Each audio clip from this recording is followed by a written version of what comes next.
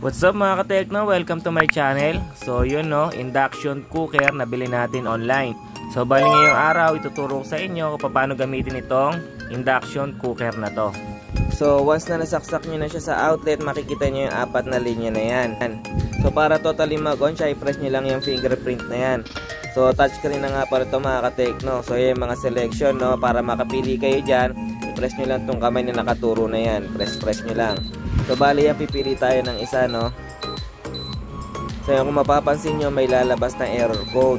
Kasi mga ka-Tekno, hindi siya gagana kung walang nakasalang na induction pan o induction cookware.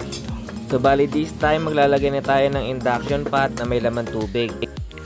Tatry natin magpakulo ng tubig in real time para malaman natin kung gaano kabilis. So bali yan, on na natin.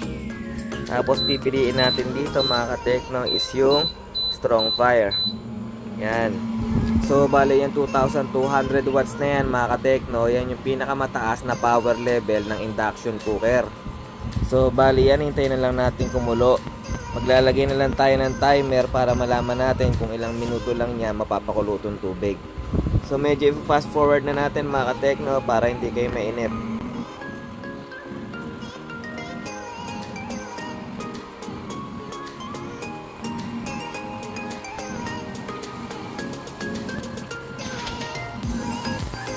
So yan no, within 2 minutes and 27 seconds napakulo niya na yung tubig natin. Syempre, depende pa rin yan kung gano'ng karaming tubig ang ipapakulo nyo.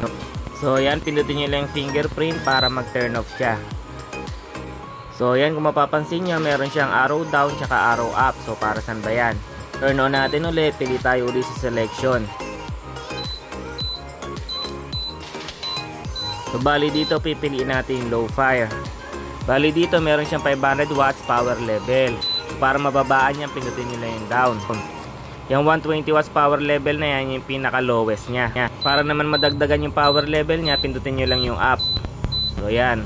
Yung nga no, yung pinaka maximum power level niya is 2,200 watts. So dito naman tayo sa timer mga ka-Tekno. So paano ba gamitin yan? O turn on lang natin uli. Tapos pili lang tayo uli dyan. So halimbawa itong boil. Pag nakaselect na kayo, pindutin nyo lang itong timer. So mapapansin nyo, nakaset na siya ng 10 minutes. So pwede nyo siyang bawasan o dagdagan ng minuto. Bali, isiset lang natin siya sa 1 minute. Ipapakita ko lang sa inyo kung paano siya hihinto after 1 minute.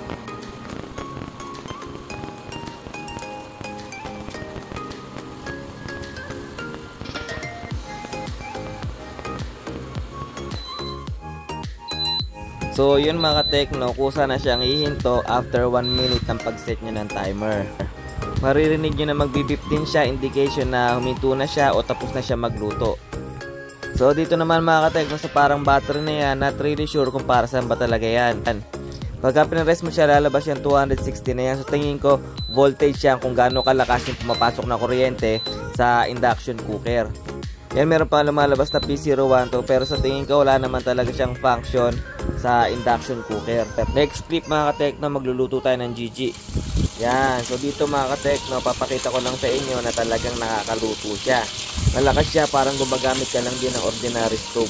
Okay na okay to mga ka-Tekno. Halimbawa mawalan kayo ng gas tapos gabi wala kayong mabibilan, so okay na okay to pamalit pansamantala.